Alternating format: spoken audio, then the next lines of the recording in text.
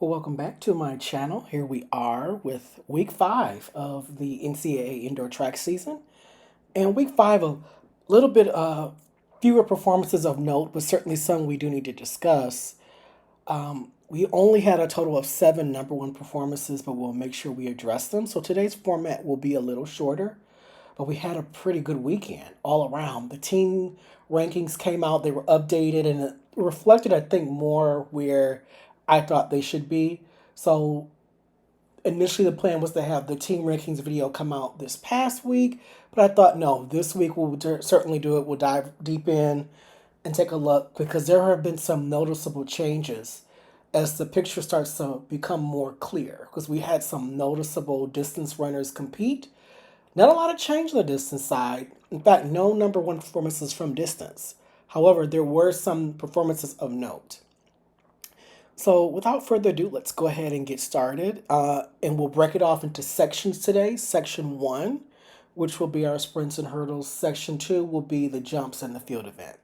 Um, so, we'll get started right away on the men's side. And the first performance we're going to look at was by Johnny Blackberger of USC. They competed at the New Mexico Collegiate Classic this weekend, and New Mexico is at altitude, so their times were adjusted. But it was a very competitive meet. You had schools like USC, Texas Tech, Texas, TCU, LSU, all merging, and UCLA, excuse me, let's not leave them out, all merging in one meet. That was amazing. A lot of West Coast schools, noticeably some Southwest, those Texas schools, competing as well, but some pretty noticeable performances against top competition. Johnny Blackberger came out like gangbusters in the 200, running a 20.34 to win the event. It's converted down to 20.41. With that level of speed and with the coaching, I think at some point this season he's going to get to be either a mid or a high 44 performer. So I'm going to put that out there. I think the race in the 400 is going to come between him, Ahmad Robinson of Texas A&M, and Janelle McIver of Florida. Changing my preview predictions, but we're only going to go by the performances that we've seen so far. And that was a really good performance by John. He's having a great year in the 200. It makes me wonder if in the back of Coach Watts' mind is he thinking, well, maybe just for the indoor season, we just stick to him running the 200. But he led that great USC sweep where they all ran 45s. And hate to say it, if they had Justin Brown still and he hadn't transferred, I think he runs 45 too. I think they would have possibly really truly challenged for the NCAA record easily to win the 4x4 not only at the national championships, but again to challenge. Will they possibly have a team that can go sub 301 indoors again? I mean, this is looking like a really great coaching job. The staff there is to be commended because USC took a big hit with Joanna Hayes leaving, but they just continue to keep on. They have proven to be good in the 60, the 200, the 400, and the hurdles. I think things are going very, very well for Coach Watts this season. This is a very strong USC team, and we'll be talking a lot about them with our team's rankings video later this week. But hats off to Johnny Blackberger. 20.4 is the actual converted time, but that's solid for him to be the top 200-meter runner right now at this point in the season. And the other big time, the new number one of note, came from Texas A&M in the 4x4. Florida did run a 302.8 against Texas A&M and against Texas Tech, but they hadn't ran against, I think, this USC team, but I still think USC is, more to come later this season. Texas A&M, though, 302.88, they officially take away the number one time because 302.80 was ran at altitude for Florida, and it gets, lower to 303.2. Texas A&M has the official 302.8 this season, although we need to also remember they did lose to Florida. But this is a different group. There was some changes in the order, and I said that in the when they first went against Texas A&M, said Pat Henry is going to change that order, and he did. So I don't know if that's going to be the order that sticks, but I think he is very happy with the change in the relay order. 302.88, solid mark for this time in the season. I think next week we'll get a lot of questions answered at the Tyson's Invitational, and then in a couple more weeks, because we're in February now. I think next week is one of the last sort of regular season weeks before we head into the postseason. We got 2 weeks left of the regular season for some conferences, and for others, next week is the start of conference championship season. So things really getting ready to take off. But Texas A&M already making a name for themselves in the 4x4 to start February off with a 3:02.88. Now moving to the women's side on the sprints, and this is where the only action that we saw where women took the number one ranking. In the 200, you had the super freshman India Mayberry, 22.48. That was her time. It was converted down from a 22.41. She's just breaking all types of records there at TCU, and this again is TCU. They may not have the women's sprint history that LSU have, but they have a very respected sprint history, and she's rewriting the record book. She's having a phenomenal freshman season, and we talked a couple of weeks ago when we acknowledged her being the new number one leader in the 60s, and she still is the national leader, by the way, in the 60s. She's now the national leader in the 60 and 200. I said she's in Sha'Carri territory, and I think we're all leaning. She may actually really be in Sha'Carri territory at 22.48. Sha'Carri wasn't running that until I want to say she either was a pro or late in her freshman season, and we're talking like late outdoor championship. This is a phenomenal time for her to run now. She still has the Big 12 championships and the national, but she's a name that we can't ignore because we haven't seen what Brianna Liston can do as of yet. And Jamija Ford is coming along, not like the way she did last indoor season. She's moving a little, slower. She's getting better each time she gets onto the track. I think they're building her a little bit different this season. But I think it's looking like it's going to be between those two. And India is having a heck of a freshman year. Then we look at the 60 hurdles, and you got Naomi Krebs of Texas Tech. And shout out to the Texas schools. It seems to be a collective effort of Texas Tech, Baylor, TCU, Texas A&M in Texas, and Houston, and UTEP, where it just seems that these programs are solidifying their stranglehold on the state's talent. Texas is a state with a significant amount of talent, and it used to always get rated by the likes of LSU. South Carolina would occasionally dip in that pool. Florida has dipped in that pool. And it seems like they're really collectively keeping the state on lock because this weekend, it just was like a barrage of talent from the state of Texas on both men and women's side. Again, not a whole lot of number ones, but they showed up and were winning.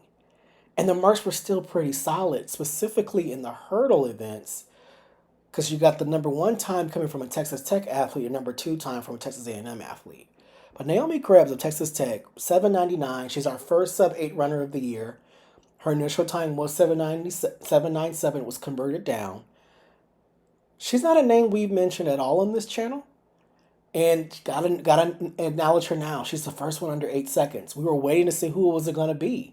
And none of the names of note that have done it yet. And she's the first one. And that's a solid time. Do I think we're going to see a 7:8? It doesn't look like we are. So anyone that dips under 8 seconds, they're considered a threat. So hats off to Naomi Krebs, Texas Tech.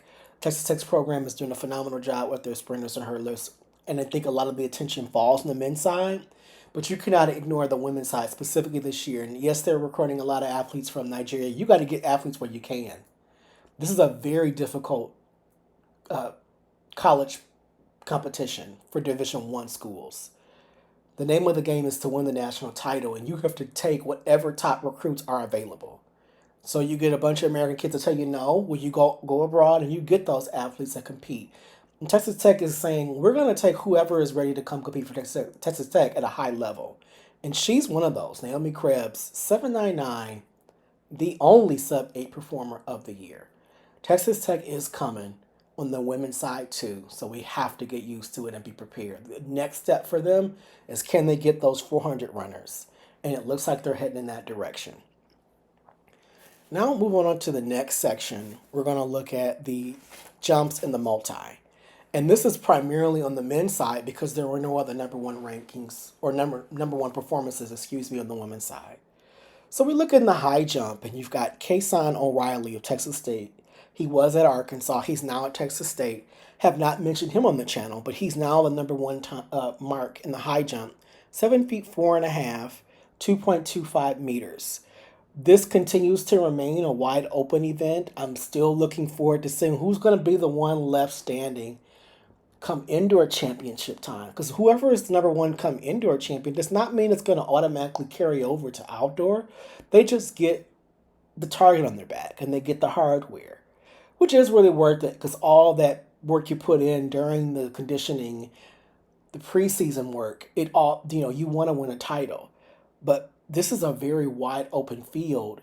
And I think it'll not only be wide open indoors, but it's going to still be wide open outdoors regardless of who wins.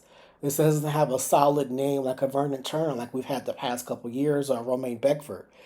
This event, we're seeing change again and again.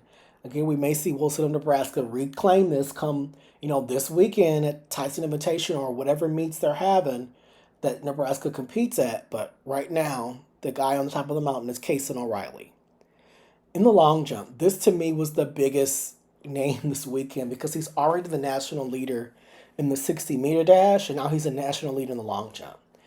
And I said this when he became the national leader in the 60. I think we could potentially have our first sprint jump double champion that we've had in a very long time. It's been a while. And J.C. Stevenson of USC, 26 feet, 9 and 3.25 inches, 8.17 meters, is our new national leader in the long jump. He just continues to impress. This is a very outstanding young man. He's looking like he can give USC 20 points on his own. They are loaded in the 60. They are loaded in the 200. They are loaded in the 400. They're going to have a 4x4. They got more than one jumper because Johnny Brackets was expected to be, a big name. And he's having some decent jumps.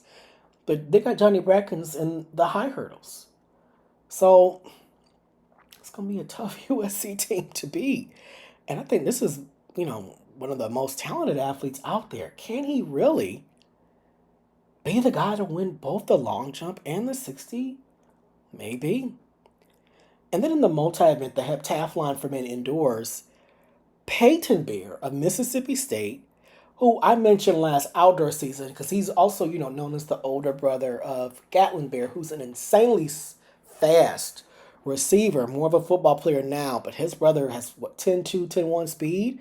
Peyton Bear ain't no slouch either. He's an outstanding multi-event athlete, 6,104 points this past weekend. He is your new national leader and didn't even need the mark to be converted. So very talented young man. Not going to immediately put him in the driver's seat as, someone that should win the national title. We're not doing that because what we're learning is this event is probably more open than we expected. But that's not a slouch mark. 6,104 points, and Bear is very talented. He's, good at a lot of events. Certainly can run, certainly can jump, and can throw a little bit too. So he's putting together a pretty solid indoor season. And I think it actually might turn out better for him outdoors because he gives more of an outdoor aesthetic because of his talent. And he's at Mississippi State, and they've been historically even better outdoors than they have indoors. Just looking over their history, I don't think he's, going to miss that mark. I think when it comes to decathlon season, we'll be talking about him a lot more. And that is our review. Really short and sweet, but we had some, exciting marks. You had Gary Martin of UVA, another sub 350 miler. Look out for Virginia, North Carolina, Duke. It's going to be a heck of an ACC meet.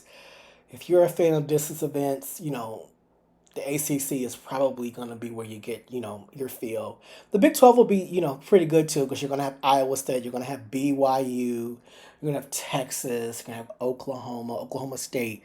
You'll get, you'll get your feel, but I think the ACC might be king. And it's shocking because I'm a Midwest guy and I'm so used to the Big Ten being the distance power, and they're not right now.